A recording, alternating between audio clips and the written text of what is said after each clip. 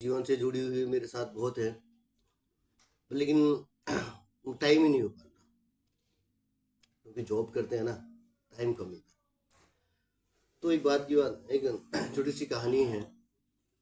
जब हम अगर चार दोस्तों में अगर मिलके अगर किसी की बुराई कर रहे हैं ना, तो यकीन मानिए कि आप भी वहां से उठने के बाद आपकी लोग पक्की बुराई करें। आप भी लोग आपकी भी लोग पक्की बुराई करें।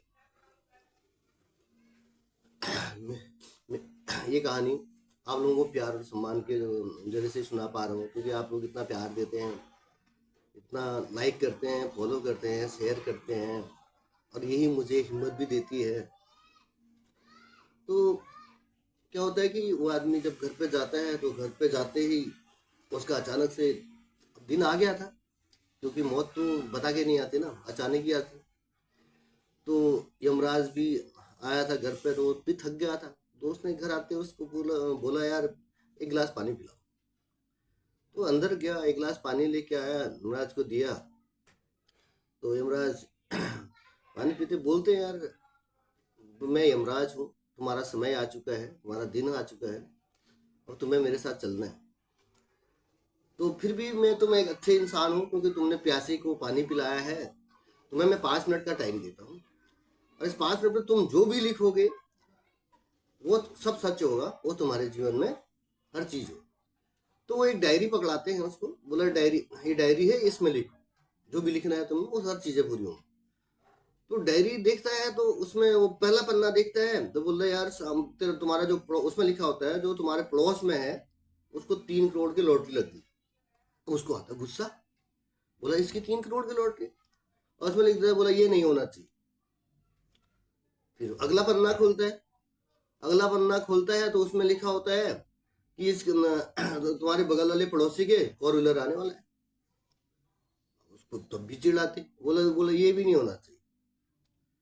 तीसरा पन्ना खोलता है, तीसरे पन्ने में लिखा था जो आपका बॉस है और सुपर बॉस बनने वाला है, और उसने वहां पर लिख दिया ये तो डिजर्व भी नहीं करता, काहे का सुपर बॉस, ये भी नहीं होना चाहिए। अब लास्ट में चौथा पन्ना खोला, खुद की बारी आई। खुद की बारी जब वो लिखने ही जा रहा था तब तो यमराज जी ने पेन छीन लिया।